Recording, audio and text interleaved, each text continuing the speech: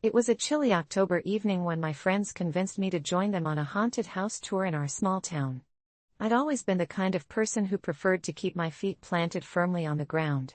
You see, I have a history with fear. It clung to me like a shroud, whispering in my ear, reminding me of every moment I had chosen to run instead of face the shadows lurking in the dark corners of my mind. My friends, Ben, Lisa, and Kai, all declared this tour the perfect way to conquer those fears together, and despite my stomach twisting like a pretzel, I found myself shrugging on my jacket and agreeing to join them. The haunted house was an old Victorian mansion that had been abandoned for decades. Legend had it that the previous owners had succumbed to madness and tragedy within those walls, leaving behind restless spirits that roamed its halls. We arrived as the sun dipped below the horizon, painting the sky in eerie shades of orange and purple, shadows long and creeping. The tour guide, an eccentric man in his late 40s with wild, unkempt hair and a flickering lantern, greeted us with a toothy grin that made my heart race. "Welcome, my courageous friends," he announced theatrically, "to the most haunted house in America. Prepare to confront the phantoms of the past." My friends laughed nervously, nudging each other. I felt sweat pooling at the small of my back, but I forced a smile, wanting to appear braver than I felt. We entered the mansion through a rickety front door that creaked in protest, and the air grew thick with the smell of mildew and decay. The first room we visited was the parlor. Furniture draped in tattered sheets loomed like ghostly figures. As the guide recounted tales of laughter that once filled the house, my breath quickened. My mind raced, images of what had occurred here flashing before me: arguments, sorrow, and death. The chatty guide leaned closer to us, lowering his voice to a conspiratorial whisper. "Many have heard the whispers of those who still linger." A chill ran down my spine as he continued. "One night, a group of teenagers dared each other to stay overnight. No one saw them again." I gulped, and my friends, who had been laughing moments ago, fell silent. We moved on from the parlor to the dining room, where a grand table was set with long molded goblets and tarnished silverware. "This was the Last Supper," he mused softly, before the family vanished. Ben leaned closer to the table, pretending to take a sip from one of the goblets, and we all laughed nervously, attempting to mask the fear creeping up our spines. But deep down, I felt the unease settle in my stomach, and I drifted further away from my friends, unable to shake the feeling that something was watching us. The next room, a child's nursery, stole the laughter from our throats. Toys lay scattered, dust motes danced in the failing light, and a small rocking horse creaked softly as if rocked by an unseen child. "Here is where little Mary used to play," our guide spoke somberly, "until she disappeared one stormy night. They say she still waits for her parents to return." I stepped back, feeling an icy pressure in the air, and my instinct screamed at me to leave, to flee this nightmare. But I didn't want to seem weak in front of my friends. They were already looking at me, their expressions a mix of concern and playful challenge. I reluctantly forced myself to stay close as we moved into the darkened hallway, where portraits of the house's former residents hung like solemn sentinels. Their eyes seemed to follow us, piercing through the gloom. It wasn't long before the tour guide stepped aside, stating something about needing to light a few candles to enhance the atmosphere. "Be back in a jiffy," he shouted, before disappearing around the corner. The moment he was gone, an uncomfortable silence cloaked the hallway. My friends huddled together, exchanging nervous whispers, and I couldn't help but feel a sense of dread creep over me as the house seemed to exhale, a deep, shuddering breath that sent a tremor through the floorboards. Suddenly, a loud thud echoed from upstairs, followed by the sound of childish laughter. My heart skipped a beat. "Did you hear that?" Lisa asked, her eyes wide. The sound rang out again, almost playful, and the atmosphere shifted. I had the urge to bolt, but my feet were rooted to the floor. Ben, fueled by bravado, said, "Let's check it out." Before I could protest, he was already heading toward the staircase. I exchanged worried glances with Kai and Lisa, but they followed him, their curiosity piqued.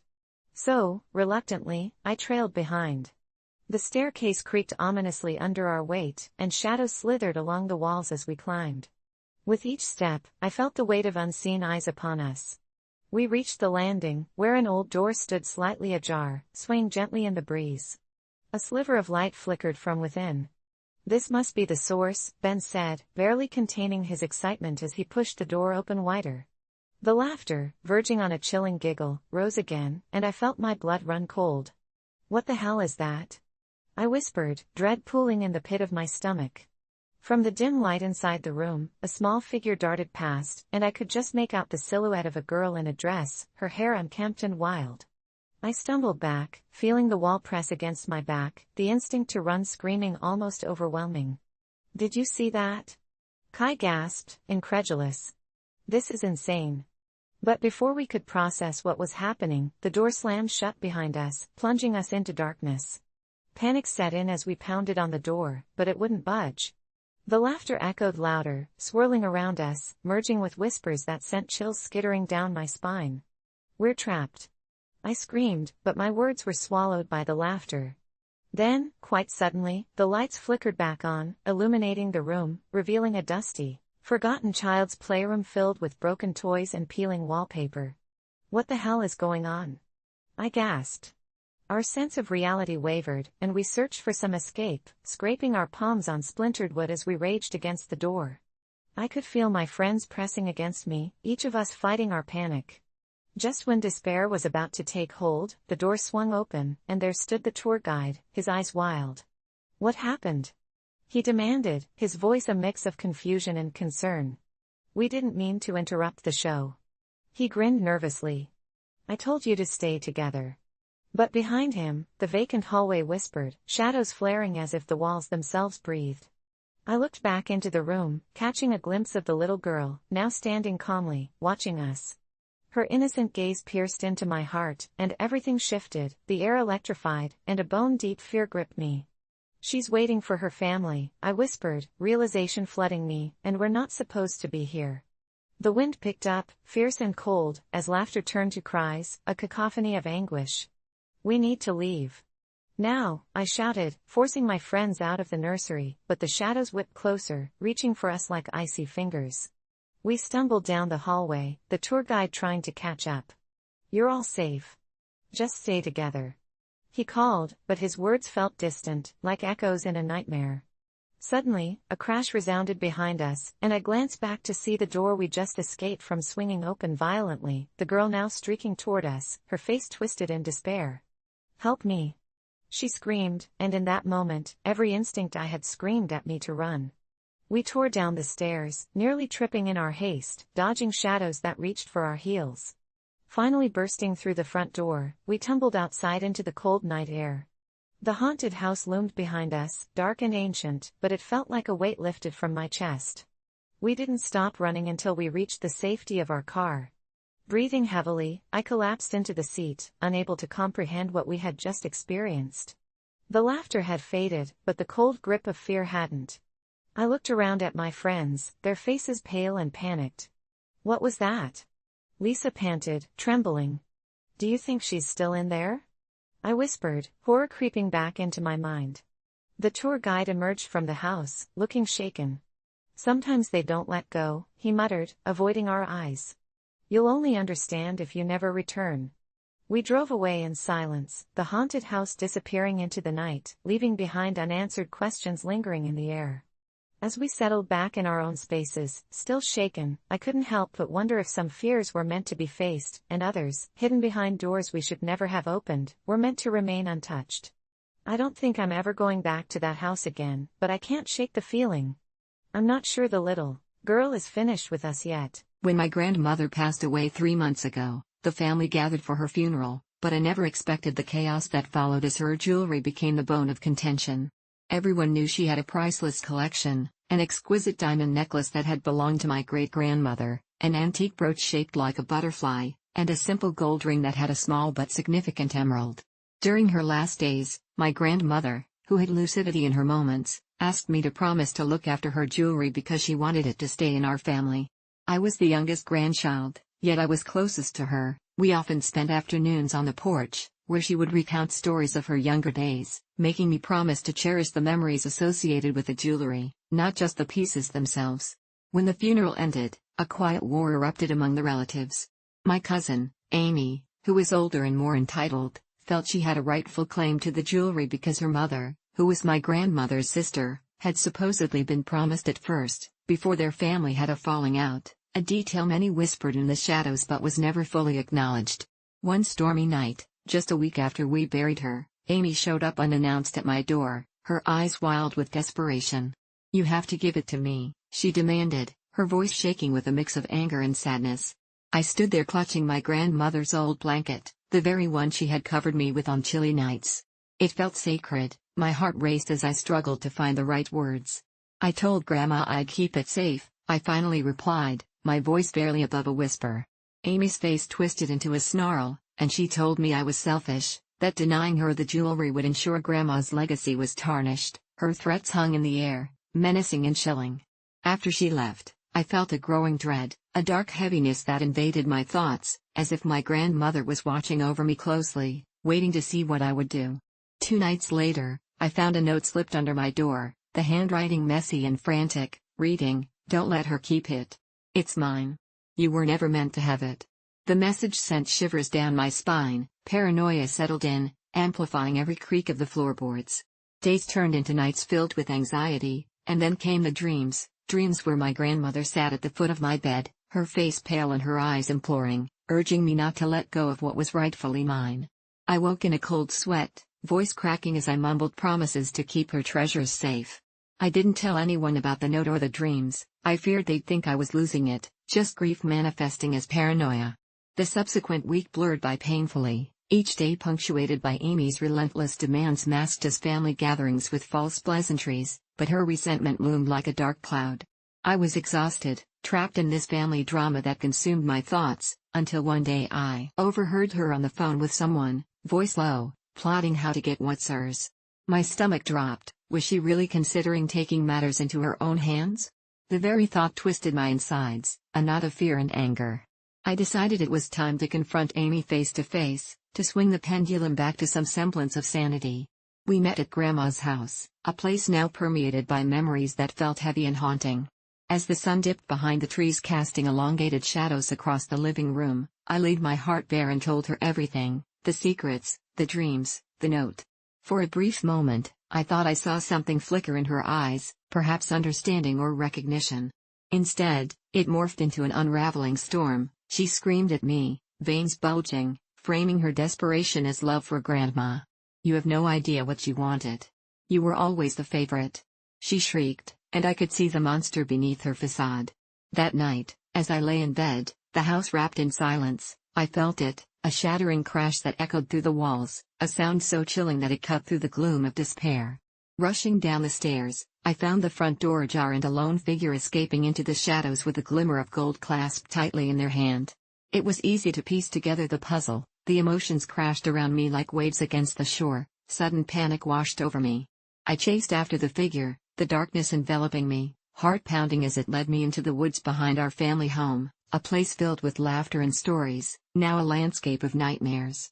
The moonlight pierced through branches like fingers pointing the way forward, and just as I was about to call out, I heard Amy's voice, frantic and desperate, echoing from a nearby clearing. Gripping the tree trunks for balance, I edged closer, every instinct screaming that this was wrong. I should have turned back when the shadows shifted unnaturally, the air thick with an unnameable dread.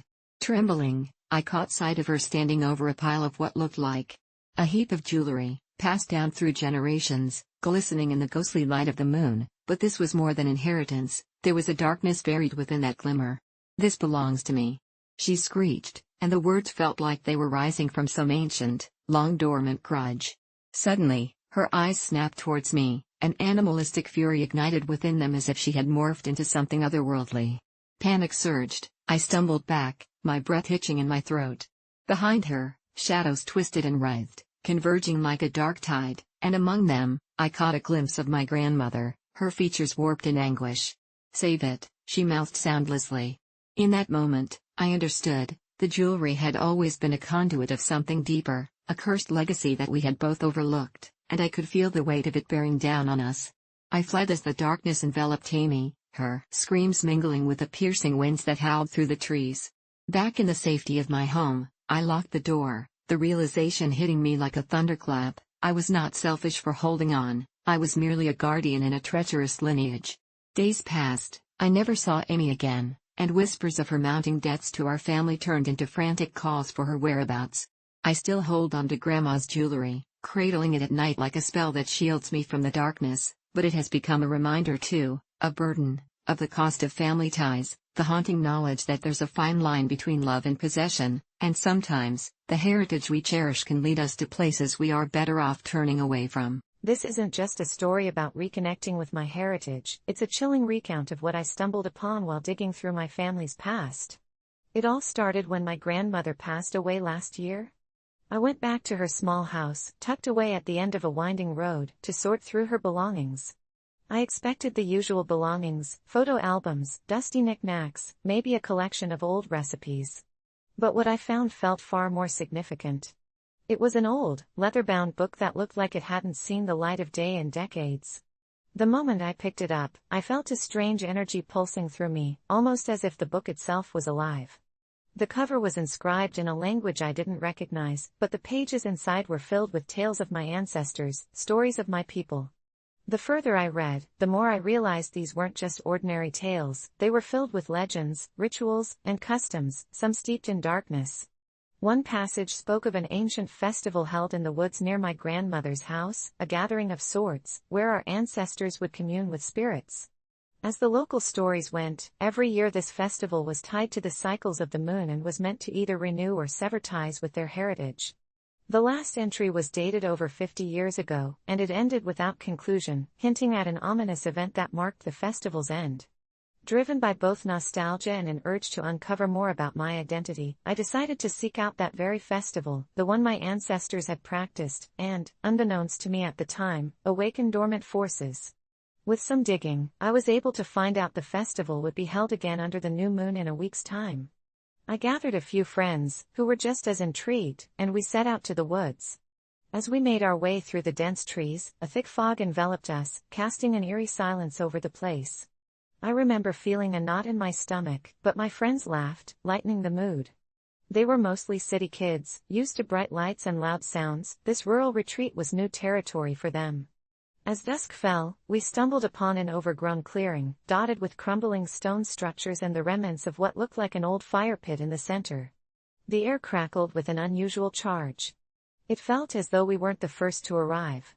My heart raced as I noticed strange symbols carved into the stones, matching the ones from the book. Strangely, they felt familiar, like echoes of a long-forgotten language. We set up a small fire and started our own mini-celebration, eager to honor the spirits of our ancestors, or so we thought. As we drummed and sang softly, I felt the atmosphere shift, the temperature dropped, and the fire flickered wildly, casting grotesque shapes on the trees around us. Suddenly, my friend Taylor shouted. From the corner of the clearing, a figure emerged, barely visible in the shadows. My heart pounded in my chest as it stepped closer. It was clad in what looked like tattered robes, ethereal and otherworldly. It raised a hand, and an unsettling stillness enveloped the area. "You have awakened us," it spoke, a voice like rusted metal scraping against stone. My instincts screamed at me to run. But something held me there, paralyzed. It continued, "You seek to reconnect, yet you do not understand the burden it carries. This is not merely a tribute, you invoke us as it was done many moons ago." We were being watched, drawn into something ancient and unforgiving. As the figure spoke, more shadows gathered at the outskirts of the clearing, growing bolder, pressing closer. Their eyes shone with an unnatural glow, and the air was filled with guttural whispers that made my skin crawl. Panic erupted among my friends. They began to back away, eyes wide in terror. But I couldn't move, still caught in the thrall of the figure's presence. "You must choose," it said, "to honor us or forsake your bond." Desperation gripped my heart. I thought about those I loved, my grandmother, who had cherished our heritage and who had once guided me through our traditions. All I wanted was to make her proud. But was it worth it? The whispers grew louder, echoing through the clearing, drowning out reason. In a moment of clarity, I remembered the warnings from the book and sought to break free from the spell. I closed my eyes and called out to my ancestors, hoping for guidance and clarity. The figure began to fade, and so too did the shadows. With a final gasp, I shouted, "I honor you, but I cannot bear your weight." The clearing exploded in blinding light as the shadows dissipated, leaving behind only the crackling embers of our fire. My friends rushed back, nearly tripping over themselves as they made for the path out of the woods. I took one last look at the clearing, now just an empty space filled with echoes of the past. That night, we didn't speak much, we were all too shaken by what had transpired. I never returned to that forest. In the following days, I researched more, realizing our ancestral tales were a tapestry of beauty and horror, intertwined with the spiritual obligations I had unknowingly invoked. I understood now that the journey to reconnect with my roots wasn't just about learning, it was about respect, recognizing the boundaries that should not be crossed. I still have that leather-bound book sitting on my desk, a reminder of what I uncovered, both terrifying and beautiful. Sometimes, in moments of silence, I hear faint whispers, and I know all too well that I've only just scratched the surface of my heritage. In embracing my roots, I learned that there are places where the veil between worlds thins, and some echoes should remain undisturbed. I share this not as a horror story, but as a cautionary tale. Heritage is valuable, but with it comes an immense responsibility. If you're drawn to the past, tread carefully. Sometimes, you may just awaken what was meant to remain asleep. I've always been a person plagued by anxiety. Ever since I was a kid, I felt like there was a suffocating weight on my chest, a constant apprehension that the world around me was one wrong step away from collapsing. My parents dismissed it as a phase, my friends thought it was just part of my introverted nature, but I knew it was more. It wasn't until after college, during a particularly stressful job hunt, that my anxiety transformed into something far darker. It started with insomnia, those relentless nights where every tick of the clock sent my heart racing. The shadows in my room morphed into sinister figures, whispering all my fears back at me. I'd wake up in cold sweats, convinced that something wicked was lurking just beyond the edge of my nightstand. My therapist suggested meditation and mindfulness, but those only seemed to amplify my restlessness. I would sit cross-legged on the floor, focusing on my breath, and soon enough, my breathing would become erratic. Instead of finding calm, I would spiral deeper into a pit of dread. Then came the turning point. One fateful night, after a particularly long day at work filled with endless rejection emails, I threw myself onto the couch and started scrolling mindlessly through a social media feed. That's when I stumbled upon a post about an old abandoned mental institution on the outskirts of town. The post claimed it was haunted, filled with the tormented spirits of patients long gone, and featured eerie photographs that sent chills down my spine. Suddenly, I felt an unsettling thrill. What if I could confront my anxiety in a place that housed its own ghosts? What if I could find a piece of myself amidst the shadows? That's how I ended up driving to that forsaken location the next day. The sun had barely risen when I pulled up to the crumbling structure. Vines crawled up the decaying bricks as if nature were trying to reclaim what man had abandoned. The air was thick with unease, but also with anticipation. I stepped out of my car and took a deep breath, feeling the cool morning air touch my skin. I armed myself with a flashlight and pushed open the rickety front door. It creaked like a long-forgotten memory, echoing my own apprehension as I stepped inside. Dust particles danced in the beams of my flashlight, and the smell of mildew wrapped around me like a familiar, yet unsettling embrace. I walked through the darkened corridors, each echo of my footsteps amplifying the racing of my heart. The walls were lined with peeling paint and remnants of old photographs, faces blurred but still staring back at me, eternally frozen in pain. It felt like they were imploring me to understand their stories, as if I were their silent witness. I ventured deeper, negotiating my way through scattered debris, when I heard the faint sound of a child's laughter echoing behind me. I froze. My brain screamed for me to leave, but my feet felt glued to the floor. I turned slowly, my flashlight cutting through the shadows, revealing nothing but emptiness. The laughter ceased, and a chilly breeze swept through the hall, sending a shiver down my spine. My instincts told me to run, yet something within me urged me to stay. I chose to confront what scared me. I sat down in one of the dusty rooms, the remnants of forgotten lives surrounding me. I closed my eyes, focused on my breathing, letting the panic wash over me like a wave. I tried to visualize my anxiety, the feelings of dread, fear, and isolation. Instead of fighting against it, I let it come. It felt like a tidal wave crashing down, but in that moment, instead of succumbing to despair, I envisioned wrapping that wave into a warm blanket. I told my anxiety that it was okay to exist, that it could sit with me for a while. As I opened my eyes, the atmosphere shifted. No longer did I feel like a visitor in a haunt, I felt like a ghost freed from its chains. The shadows no longer loomed menacingly, they had transformed into quiet companions. I stayed there for hours, reminiscing, confronting memories long buried, and releasing thoughts that had once strangled me. The child's laughter returned, this time gentle and soothing, as though it were a reminder that joy still existed beneath the layers of anguish. I realized in that moment that my anxiety wasn't an enemy, it was a part of me, a reflection of my sensitivity and fears. I walked through the halls again, more confidently this time. The whispers felt less like accusations and more like echoes of stories needing to be told. I stopped to touch the old photographs, imagining the lives they once held, the hopes, dreams, and countless battles fought in silence.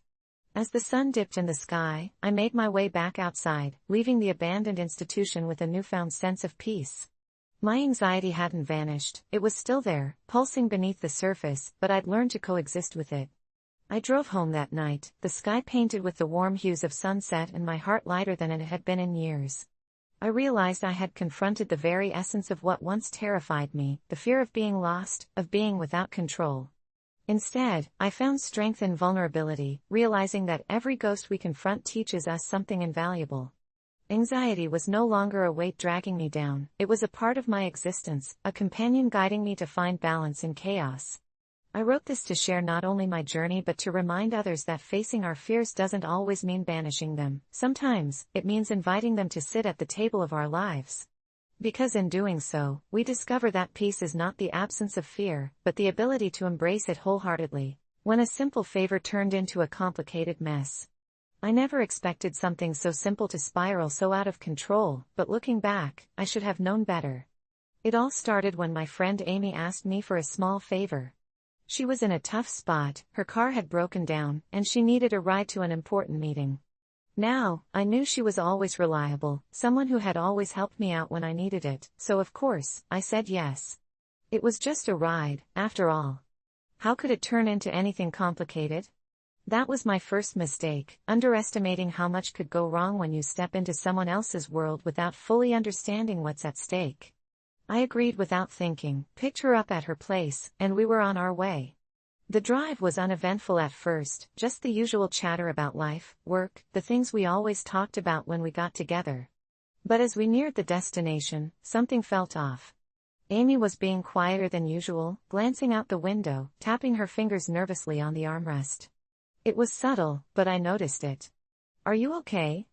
I asked, trying to break the tension. She forced a smile. "Yeah, just a little stressed. Big meeting today." That wasn't unusual, Amy was always a little on edge before big presentations, but this time, it seemed different. She was acting like she was holding something back, like there was more going on than she was willing to let me in on. I didn't press her, though. I figured it was just the nerves. We pulled up to the building where her meeting was taking place. She thanked me and got out, but as she walked toward the entrance, she turned around. "Hey," she called, hesitating for a moment, "can you do me another favor while I'm in there?" "Of course, what's up?" I replied. "Can you just wait for me in the car? I'll be back in an hour. I don't want to be alone when I leave, okay? I really need you to be there." I was confused, but I agreed. I mean, it wasn't a big deal, right? Just sit in the car for a bit while she handled her business. But then things started to get strange. As I waited, I noticed people coming and going from the building. One man, in particular, caught my eye. He was walking toward the building, his phone pressed to his ear, but what stood out to me was how familiar he looked. I couldn't place him at first, but there was something about his demeanor that made me uneasy. Maybe it was the way he kept glancing at my car, or the fact that he was clearly agitated. I tried to shake it off, but I couldn't stop watching him. After a few minutes, he disappeared inside the building, and I went back to scrolling through my phone. But that was when things started getting worse. I heard a knock on my window. I jumped, startled, and looked up to see Amy standing there, her face pale, her eyes wide with fear. "Get in," she whispered urgently. "We have to go, now." I didn't ask any questions. I unlocked the door, and she got in quickly, slamming the door shut behind her. Her hands were shaking, and her breath was ragged. "What happened?" I asked, trying to stay calm. "Who was that guy?" "I don't want to talk about it right now," she said, her voice barely above a whisper. "Just drive." Something in her voice made it clear that whatever had happened was serious. I didn't push her further. I just started the car and pulled away from the building, glancing in the rearview mirror. That's when I saw him. The man I had noticed earlier was now following us, tailing us closely in his car. My heart started to race. "Amy, who is that?" I asked, my voice shaking. She didn't answer, her eyes fixed on the road ahead. The silence between us was deafening. As we turned down a side street, I tried to lose him, making sharp turns and speeding up, but the car behind us stayed right on our tail. "I don't know what to do," Amy muttered under her breath, her hands clutching the seat. "I didn't want you to get involved, but now I have no choice. He's going to hurt me if I don't get away." "What do you mean? Who is he?" I asked, my mind racing. "What's going on?" She finally turned to me, her eyes wide with terror. "He's not just some guy," she said, her voice trembling. "He's someone I used to be involved with. Someone I thought I got away from. But he found me. And now he's coming for me, and he's going to make sure I pay for what I did." I was speechless. What could I even say to that? How did I get myself into this? This simple favor had turned into a nightmare. I tried to stay calm, but the adrenaline was taking over. I kept glancing in the rearview mirror, and I could see his headlights getting closer. He was right behind us now. I was running out of options. "We have to get somewhere safe," I said, my voice tight with panic. "We can't outrun him. We need to hide." But Amy just shook her head. "He knows all the places I go. He'll find us no matter what we do. The only way out of this is to confront him." I couldn't believe what I was hearing. Confront him? What was I supposed to do, fight a man who clearly wasn't afraid of anything? I didn't know what to do, but I couldn't just leave her. I couldn't abandon her in this mess. So I did what any decent person would do in that moment. I kept driving. We wound our way through the back streets, trying to lose him, but he was relentless. Finally, after what felt like hours, I spotted a police station up ahead. I pulled in quickly, hoping to get some kind of help. But as soon as I stopped the car, Amy froze. "What's wrong?" I asked, my voice panicked. "You need to get out of here." "Don't go inside," she said, almost pleading. "Why? What's going on?" I demanded.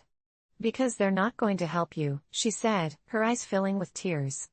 "I wasn't just trying to get away from him, I'm running from the law, too. I did something horrible.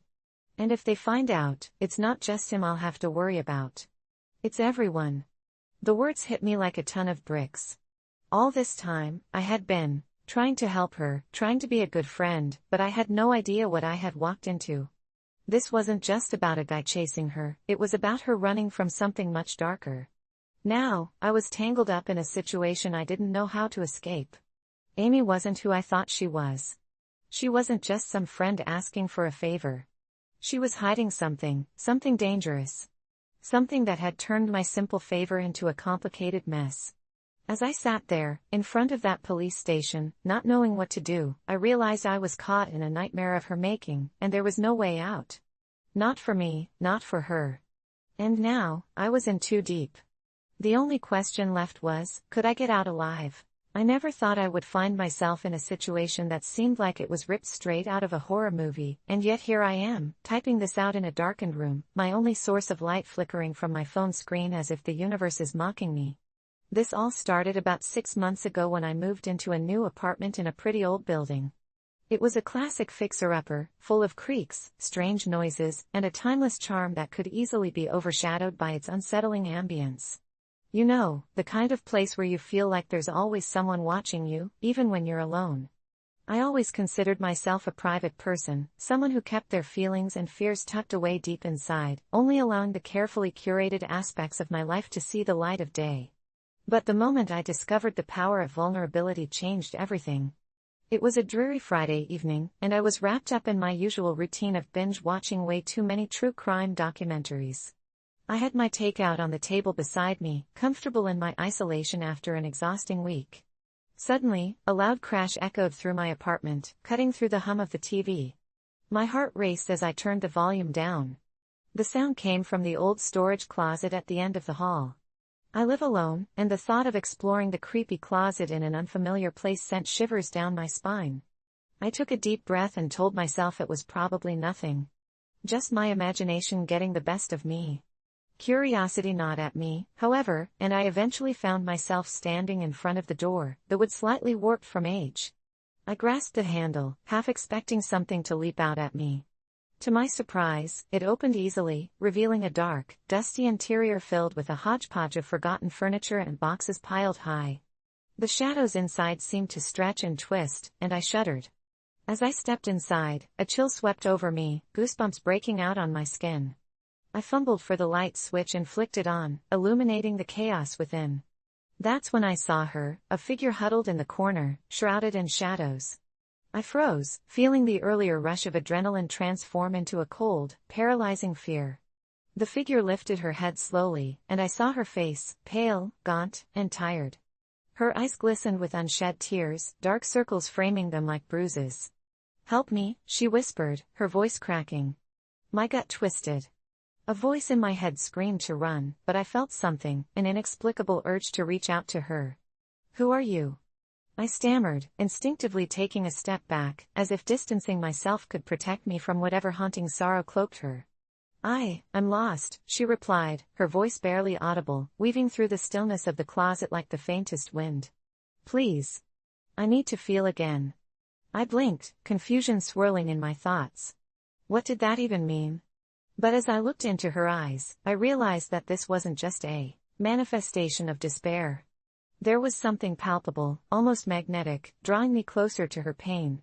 In that moment, something inside me cracked open, a floodgate of vulnerability pouring into the space between us.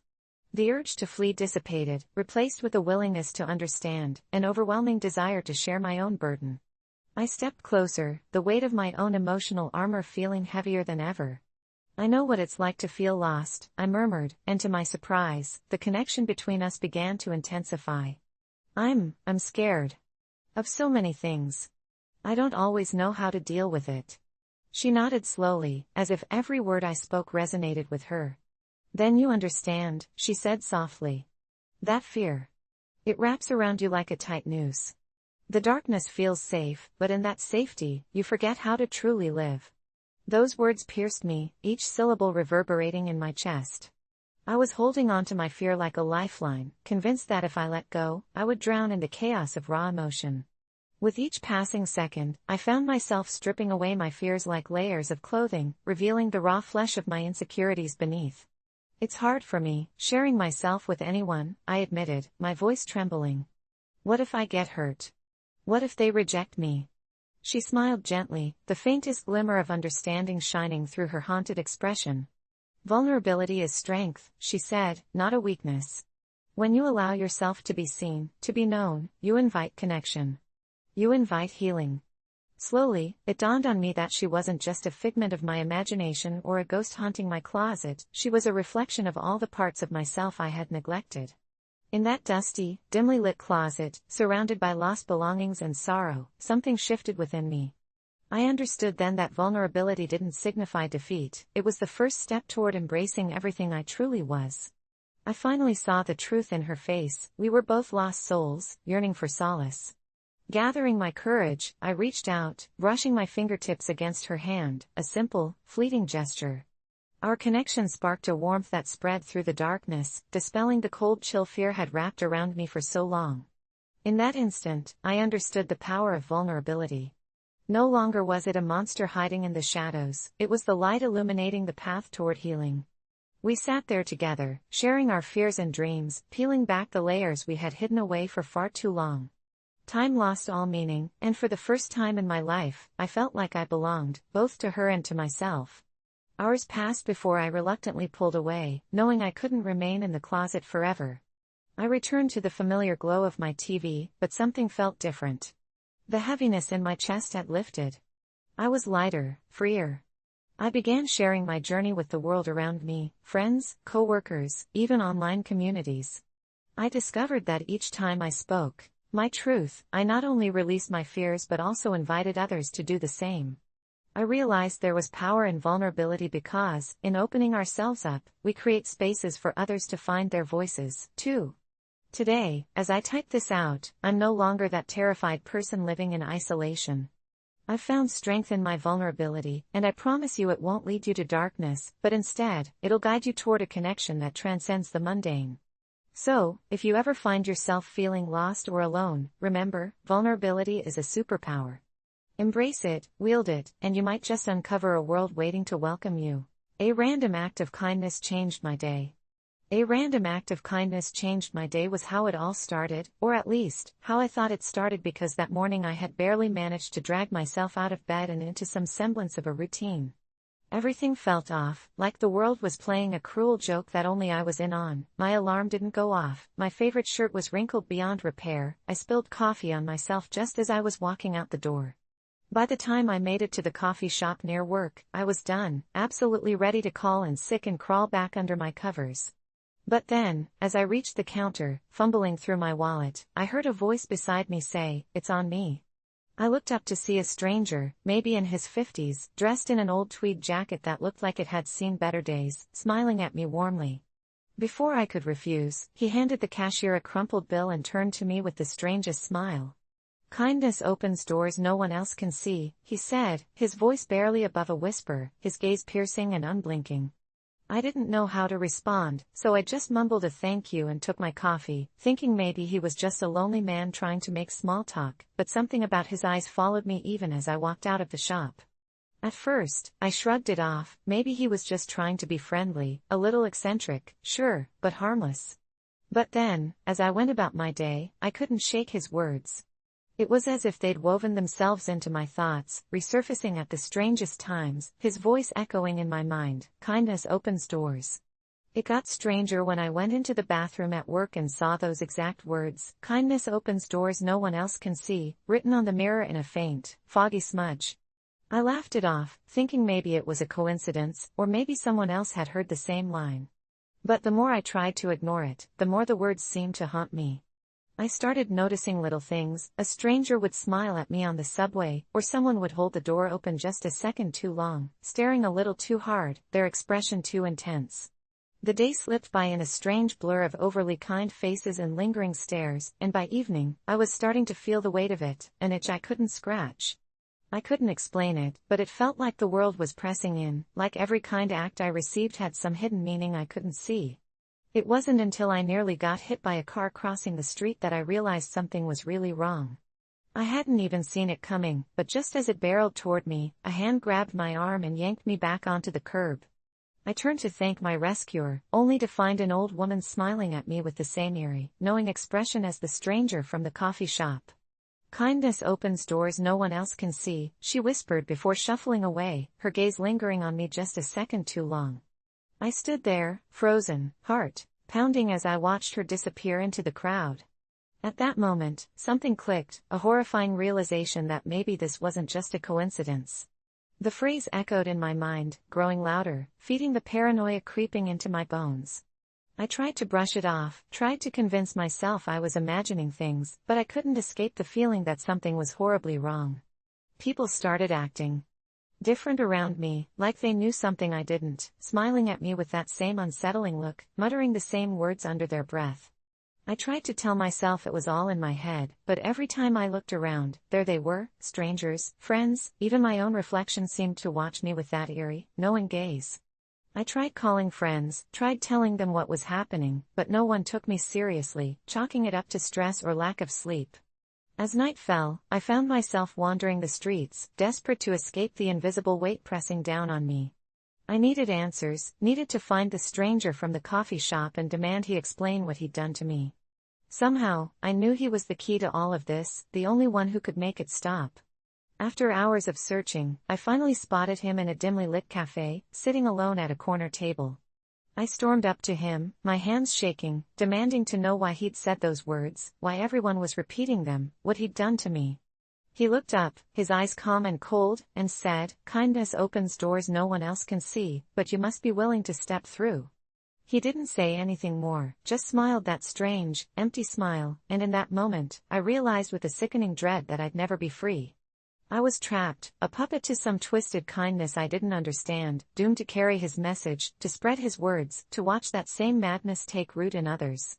As I left the cafe, I found myself repeating his words to a passing stranger, my voice trembling, feeling a strange sense of satisfaction as their face shifted, their eyes clouding over with the same haunted look I'd seen in my own.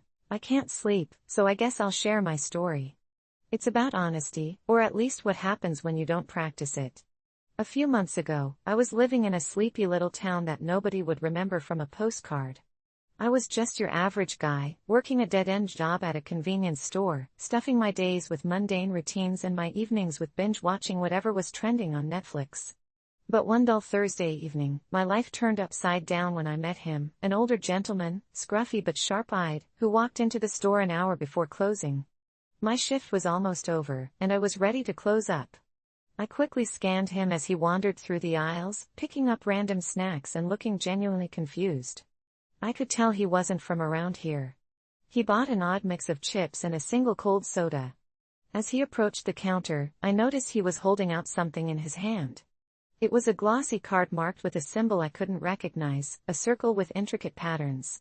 He placed it on the counter, and his voice was gravelly but calm as he asked, "Do you believe in second chances?" He caught me off guard. I replied, "Sure. Why do you ask?" He leaned in closer, and I could smell the combination of fresh air and something else, something ancient, like the earth after a heavy rain. "I have something to show you that might change your perspective on honesty." I couldn't help but feel a shiver creep down my spine. I should have just scanned his items and sent him on his way, but curiosity got the better of me. "What do you mean?" I asked. Instead of answering, he pulled a small, frayed notebook out of his jacket pocket, opening to the middle page which was filled with an elegant script. He held it up and said, "This is the Dictionary of Truths. It tells you what honesty looks like, but more importantly, what happens when you lie." I chuckled uncomfortably, thinking this was just some sort of weird prank or sales pitch, but something in his eyes told me he was dead serious. I glanced at the card one last time and shrugged. "Do I get a copy?" I joked. "No, but you're welcome to borrow it," he replied, scribbling his phone number at the bottom of the page. "Call me if you're ever interested." Before I could respond, he turned and walked out of the store, leaving me completely bewildered. For the rest of my shift, that encounter played on loop in my mind. Who was that guy? And what was that notebook?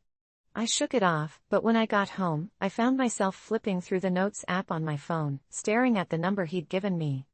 I felt like an idiot for even considering calling him.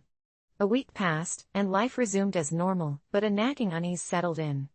I wondered about the peculiar old man and his strange proposition. Finally, late one night, I decided to just bite the bullet. I dialed the number, and to my surprise, he answered almost immediately. "You called," he said. His voice was calm but carried a weight to it. "You're interested?" "I guess I am," I replied hesitantly. "What's this thing about the Dictionary of Truths?" There was a long pause, and just as I was about to hang up, he said, "Meet me at the old oak tree on Maple Street. Midnight tomorrow." The urgency in his voice sent chills down my spine. I didn't know if I should go, but something deep inside urged me to follow through.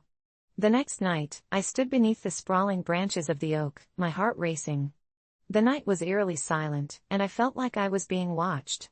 Suddenly, emerging from the shadows, the old man approached, the same notebook in hand. "Let's begin," he said, flipping the pages until he landed on one with a list titled Consequences of Lies. The words felt heavy, loaded with meanings I couldn't yet grasp. He started recounting stories from the pages, incidents where a small lie spiraled out of control until someone was left destroyed in its wake. One story stuck with me. It was about a family man who had lied about a job. In trying to impress his friends, he claimed he was doing well financially, but when the truth emerged, it shattered his home. The deception led to distrust. The wife left, taking the kids. It sounded like a cliché, but something twisted in my gut told me this wasn't just a story. The old man looked at me and said, "Every lie is a thread, and with enough threads, you weave a tapestry of destruction." I wanted to laugh it off, but as he spoke, I felt that familiar pit forming in my stomach. I walked away that night feeling more confused than enlightened. I didn't want to believe what he was saying, but the ideas clung to me. That next week, I encountered scenarios where dishonesty seemed tempting, like lying to my boss about why I needed a week off or fabricating an excuse to break plans with a friend. Each time, I could hear the old man's voice echoing in my mind, warning me against the consequences. One night, ironically, I was at a bar with friends. They dared me to exaggerate how well things were going in my life just for fun. I was tipsy and felt bold, so I started weaving a tale about a promotion and a new car. I lit up as I shared, feeding off their laughter, but as I spoke, I saw the flicker of concern in the eyes of my childhood friend, Sarah. She knew me better than anyone. The moment the night ended, she pulled me aside. "You're lying, aren't you?" she said softly. A flood of guilt crashed over me. I could have confessed then, but rather, I shrugged and laughed, telling her it was all in good fun. As the days turned into weeks, I felt my act of dishonesty festering. I noticed I was starting to isolate myself from my friends, growing anxious and withdrawn. I ignored Sarah when she reached out. I made excuses. I buried myself in work and avoided social situations. It all came to a head one night when I bumped into the old man again outside the store. His eyes met mine, and I felt a pang of shame. "You've been dishonest," he said, and it wasn't phrased as a question. I stammered, trying to defend myself, but he cut me off. "You're lying to everyone, including yourself. If you don't change, the lies will catch up to you, and they will hurt." I was furious. I felt trapped, his words hanging like an anvil over my head. But deep down, I knew he was right. I walked back home that night, anger morphing into dread. I finally picked up the phone and tried to call Sarah, but what if she didn't want to hear from me? What if I had already ruined things with her? The old man's words haunted me, yet I could feel something breaking open, a crack allowing light to seep through. As I sat in my room, I felt compelled to reach out and tell Sarah the truth about everything I'd been hiding. I stared at the phone, tracing my fingers over the screen, but then doubt swallowed me whole again. The nagging sense of inadequacy surged within me. I could either hold on to the safe illusion I created, my fabricated perfect life, or embrace the fear of vulnerability. That battle went on for weeks until one evening, I found myself in front of my bathroom mirror, shaking. The toll was nearing its breaking point. I felt unworthy of my friendships, convinced they'd all abandon me if they knew who I truly was. That's when I caught a glimpse of the worn pages of that notebook. After days of ignoring it, I finally picked it up from its hiding spot, where I had tossed it. I began flipping through its pages, each one dripping with honest accounts of people who suffered because of lies, the emotional scars that followed them. I felt like I was facing my own shortcomings, each page a reflection of my fears. Tentatively, I dialed Sarah's number, my heart racing in despair as the phone rang. "Hey," she answered, sounding cheerful, but I could hear the hint of caution in her tone when she recognized my voice. "What's up?" I took a deep breath, feeling the weight of everything I was holding. "Can we talk?" I felt the silence stretch like an eternity before she finally said, "Sure. I'm here." I spilled everything, the lies, my fears, how I felt like I was becoming someone I didn't recognize. As I spoke, I felt something shift, a release, a sense of freedom. It felt surreal, like I was shedding skin. She was there, listening, her voice soft and understanding. In that moment, I realized honesty wasn't a weakness, it was a bridge back to my true self. When I finished, there was silence on the other end. My heart raced until she finally whispered, "Thank you for telling me." The relief was palpable, and I could feel bonds reweaving, foundations being rebuilt. It was the hardest conversation I ever had, but I learned that honesty was indeed the hardest thing to face, but it was also the most liberating. After that night, I found myself reaching out to others, mending relationships that had frayed under my web of lies. The old man disappeared from my life, but his words lingered, echoing in my actions. I eventually learned to embrace vulnerability, to show my true self without the masks of deception. So, if you ever find yourself tempted to weave a story that isn't true, just know that honesty can be a hard journey, but the pain of lying is a far greater burden. I wish I could thank that old man, but sometimes I think he was simply a stranger who was meant to guide me through a dark time. So remember this, honesty might not always be easy, but it can set you free in ways you never imagined. I was always the type of person to bottle things up, but that day, the fissures in my carefully constructed facade finally shattered into a million jagged pieces. My heart raced as I watched my dad sit across the coffee table, his expression a disturbing blend of worry and guilt while his fiancée's impending surgery loomed over us like a storm cloud. They had been together for almost 2 years, and I had tried to accept her, She was nice enough, but it always felt like something shifted when she entered the room, like someone had pulled the oxygen out. That feeling expanded into a desperate dread when I found out I needed surgery too, a procedure I had been putting off while battling a creeping illness that left me drained and haunted. When I called my dad to break the news, his reaction was not what I expected. Instead of concern, he seemed distracted, and when I told him the date, the silence that followed was deafening. Finally, he took a shaky breath and explained that his fiancée's surgery had been scheduled right around the same time, and he couldn't just abandon her. I felt a chasm open in my chest, my pulse pounding in my ears, and before I knew it, the words escaped my lips, sharp and bitter, "You've chosen her over me, Dad." The uncharacteristic accusation hung in the air as if I had cast a spell that obscured all possibility of reconciliation. He looked at me, his eyes flickering with something, shame, maybe, or maybe a revelation I hadn't intended to unleash. "It's not like that," he said quietly, his voice trembling, but I could hear the cracks beneath his surface. I pressed on, the bile rising in my throat. "It feels exactly like that. You care more about her and her problems than you do about your own daughter." The room became a stifling cage, our breaths mingling with the weight of unspoken truths and the smell of burnt coffee. My father turned away, tears glistening in his eyes, and for a moment, a flicker of remorse sparked in my gut. I was prepared to loose that bitterness that had festered for so long, ready to extend an olive branch peppered with sorrow and longing, but it evaporated as his phone buzzed, bright and eager, her name lighting up the screen. Immediately, I felt that heavy, consuming anger wrap around my insides again as he answered it, and in that instant, I knew what I had to do. I stormed out, my mind racing with betrayal and fear, convinced that if I played my cards right, I could force him to wake up and see the truth of our situation. I didn't go back for days, and during that time, I made the most reckless choices. I started skipping doses of my medication, pushing through the fog as if it would grant me clarity or, at the very least, make him feel the space I had left. It didn't matter how sick I was, the weight of my unresolved conflict overshadowed everything. During those nights, I lay in bed, my body screaming in pain, but my heart beat loud with a twisted satisfaction knowing that I had shaken him, maybe even devastated him. I knew he would worry, regret, feel guilty, and I began to relish the thought of it, the comfort in knowing that I had finally stirred his complacency. But, of course, it did come with a price, a gnawing emptiness that clawed at me every time I faced an innate urge to reach out.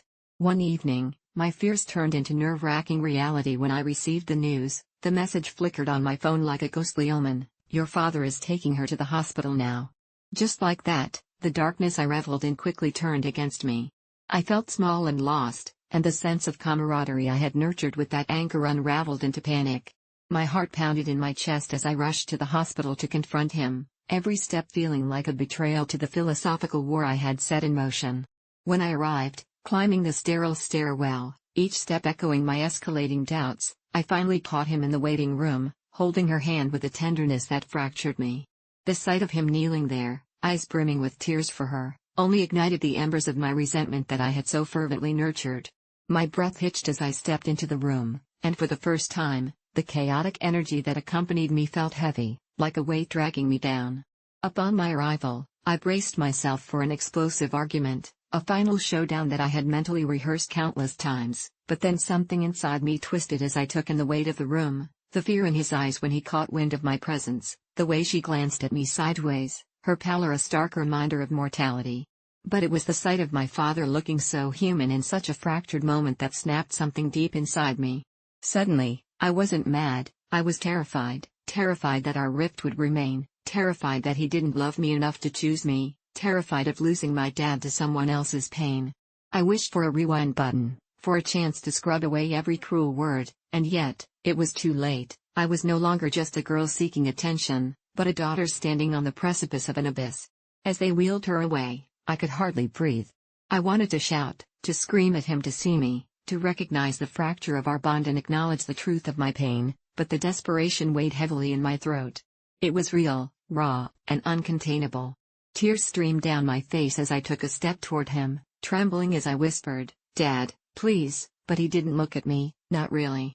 He was focused on her, and the stark realization that I was losing him coursed through my veins. I stood there, watching everything unravel in front of me, the sound of the hospital machines humming like a swarm of angry bees, amplifying the silence that once was our shared laughter. As the door slid shut behind them, I sank onto a bench, trembling, moments away from a meltdown. The turmoil of emotions washed over me, heartbreak, resentment, but most painfully, the gnawing fear that I had pushed him away too far to return. I was left not with vindication but the bitter taste of loss that twisted my insides. I knew I had hurt him, injuring the bond we shared, but the ache of exclusion seemed to pulse louder than the regret as I sat alone in that vast, sterile waiting room, consumed by the darkness I had stirred but feeling lost in the light that enveloped it all, wondering if I would ever be enough for him again. A wave of despair washed over me, an overwhelming realization that sometimes love isn't about who takes priority but who fights to keep you in their thoughts when the world seems to erode everything that matters. In that moment, I felt not just like a daughter or an agent of chaos, I felt like a girl sculpted by grief, longing for the only person capable of understanding the battle raging inside me, and yet, here we were, stranded, both of us tangled in a web of shattered loyalty and misplaced priorities. And as the minutes stretched into hours, I understood that in this struggle, we were both losing, bit by bitter bit. I used to put everyone else's needs before my own, a habit built over years of being the go-to friend, the caretaker, and the peacekeeper in my family. The weight of those expectations buried me until I couldn't tell which way was up. Every day seemed the same: wake up, check on everyone, do what they needed, ignore my own self-care. But one night changed everything. It started when I agreed to babysit my neighbor's kids for the weekend. They were a pair of wild 7-year-old twins who came with an endless list of demands that stretched from sunrise to sunset. I love kids, don't get me wrong, but by the end of that first day, I was exhausted to my core. I managed to entertain them with games, cooking, and the occasional round of hide and seek, but as night fell, I was ready to collapse. After a long day, I finally put them to bed and felt an overwhelming sense of relief wash over me. But it was short-lived, as I realized the parents were late. I texted them, but the response was delayed. As the clock ticked on, the unease began to creep in. Maybe something was wrong? It was nearly midnight when I finally received the text. They had been in a freak car accident, no one hurt, but they were stuck with the police, and they wouldn't be home until the early hours. I was alone in a home with 2 sleeping kids, fatigue washing over me like a tide threatening to drag me under. I sat there, adrenaline keeping me alert but pushing me to a strange, frantic mindset. The twins were finally quiet, but my mind was a chaotic mess. I finally managed to crash on the couch, the kind of deep sleep that leaves you disoriented when you wake up. Hours later, I jolted awake to the sound of giggles. It was dawn, and the twins were up.